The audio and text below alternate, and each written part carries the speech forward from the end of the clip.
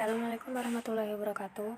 Perkenalkan, saya Evin Kamila Putri, program studi Manajemen Agroindustri, jurusan Manajemen Agribisnis, golongan B.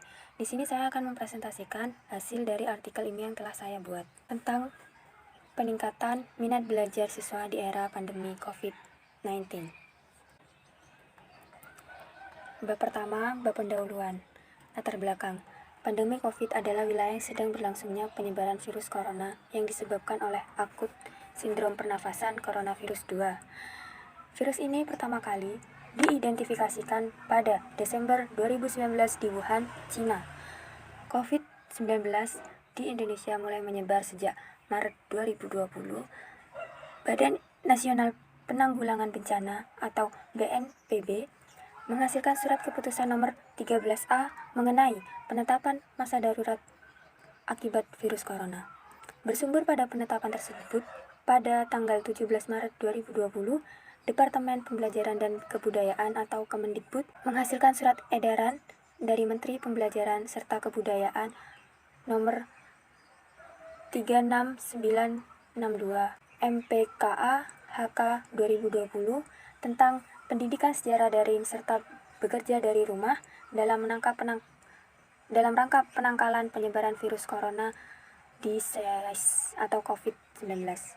Dengan adanya surat edaran tersebut, pemerintah menghimbau masyarakat supaya aktivitas di luar rumah dibatasi, salah satunya sekolah. Jadi, pemerintah menganjurkan siswa belajar di rumah. Keadaan ini tentu saja memberikan dampak pada kualitas pembelajaran siswa. Dan guru yang sebelumnya berinteraksi secara umum dalam ruang kelas sekarang harus berinteraksi dalam ruang virtual yang terbatas. Selain itu, tingkat keminatan belajar siswa juga terpengaruh dalam keberhasilan pembelajaran. Dalam pembelajaran luring, guru mampu menciptakan suasana kelas kondusif untuk menjaga minat belajar siswa agar pembelajaran dapat tercapai, karena iklim kelas memiliki pengaruh yang signifikan dengan motivasi belajar. Namun, kondisi pembelajaran daring menyebabkan guru kesulitan untuk mengontrol dan menjaga iklim belajar karena terbatas dalam ruang virtual. Kondisi ini menyebabkan minat belajar siswa dapat menurun, bahkan mempengaruhi hasil belajar siswa. Dari asumsi latar belakang tersebut, disimpulkan bahwa rumusan masalah ini.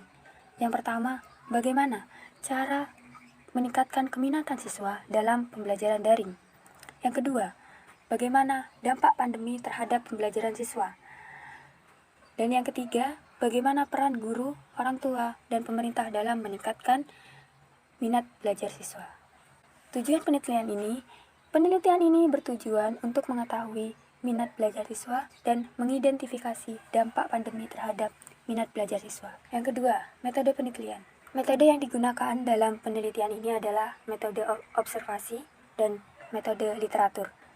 Metode observasi dilakukan pengamatan secara langsung mengenai dampak dan ikut merasakan dari pandemi COVID-19 pada saat ini.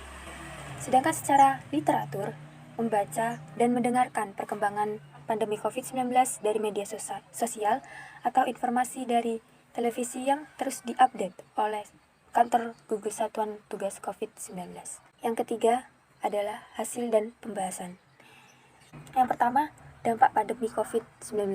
Pandemi COVID-19 mengakibatkan diterapkannya berbagai kebijakan untuk memutuskan penyebaran virus corona di Indonesia.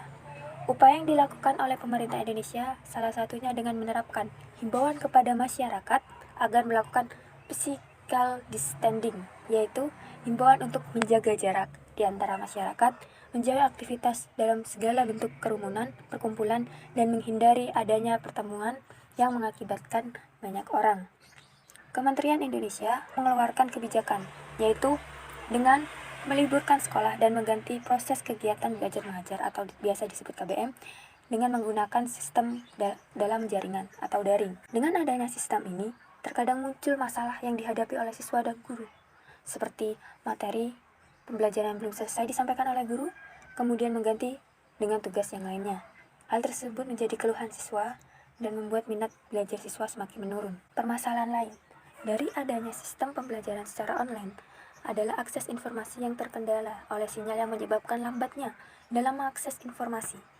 Siswa sering tertinggal dengan informasi akibat dari sinyal yang kurang memadai. Akibatnya, mereka terlambat mengumpulkan tugas yang diberikan oleh guru. Namun, ada sisi baik dari pembelajaran daring ini, yaitu siswa dan guru memiliki kemampuan dalam bidang teknologi pembelajaran. Di era disrupsi teknologi, menuntut siswa dan guru untuk mengetahui media sosial yang dapat menunjang sebagai pengganti pembelajaran kelas secara langsung, tanpa mengurangi kualitas materi dan target pencapaian dalam pembelajaran. Yang kedua, peran dalam minat belajar. Ada 3, yang pertama dari orang tua, yang kedua dari guru, dan ketiga dari pemerintah. Kita masuk yang pertama dulu, dari guru. Peran seorang guru sangat berpengaruh dalam minat belajar siswa. Guru bertanggung jawab untuk mengembangkan tridharma perguruan tinggi agar tercapai target yang telah direncanakan. Penyampaian tugas pengajaran harus sesuai kurikulum yang berlaku. Penerapan pembelajaran online membuat guru memutar kemudi mengenai metode pembelajaran yang akan digunakan. Biasanya, KBM berlangsung selama 40 menit, akan tapi dalam sistem daring KBM berlangsung selama 1 jam. Karena sistem ini sulit dimengerti oleh siswa, akan tetapi guru tetap berusaha untuk menyampaikan materi secara berskala dan kondusif. Guru juga memberikan tugas agar siswa memenuhi kewajiban sebagai seorang murid. Terkadang, guru memberikan kuis untuk menambah nilai siswa jika siswa memiliki nilai buruk di dalam lembar ujiannya. Yang kedua, orang tua. Peran orang tua sangat berpengaruh terhadap minat belajar siswa. Banyak orang tua yang mengeluh mengajari anaknya karena ada sebagian orang tua tidak mengetahui karakter anaknya ketika di sekolah. Akan tetapi, sisi orang tua adalah sisi yang paling berat. Orang tua harus memikirkan biaya kehidupan sehari-hari dan ditambah dengan biaya belajar anaknya. Saat ini orang tua harus bisa bertransformasi dan beradaptasi agar menjadi mentor perubahan bagi anaknya di rumah. Di masa pandemi ini, menjadi sebuah peluang untuk menyadarkan setiap orang tua bahwa beban pendidikan anak tidak hanya diserahkan kepada guru semata.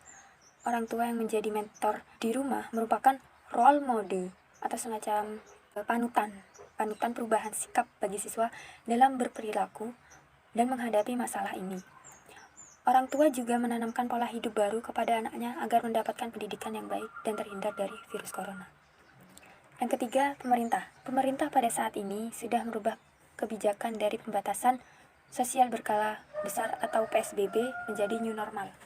Dengan protokol yang berdasarkan kebijakan social distancing atau physical distancing yang menjadi dasar pelaksanaan belajar dari rumah dengan pemanfaatan teknologi sebagai media pembelajaran. Ada beberapa peran pemerintah dalam pembelajaran, salah satunya dulu TVRI yang berfungsi biasanya sebagai hiburan, sekarang menjadi ruang pembelajaran secara nasional yang dimanfaatkan agar siswa mendapatkan ilmu dengan kualitas yang sama antara yang di kota dan yang di desa. Selain itu, pemerintah juga memberikan kuota gratis untuk siswa agar mereka tidak ketinggalan informasi dan mengurangi beban orang tua. Dan yang ketiga, cara meningkatkan minat belajar. Untuk meningkatkan minat belajar siswa, diperlukan niat dari siswa itu sendiri. Akan tetapi, ada cara untuk menumbuhkan niat tersebut.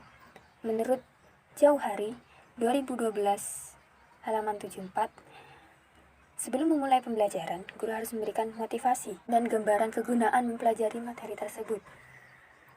Selain itu, guru bisa membuat konten video kreatif sebagai bahan pembelajaran. Dalam hal ini, guru lebih persuasif karena membuat siswa semakin tertarik dengan materi yang akan diberikan guru melalui video kreatif tersebut.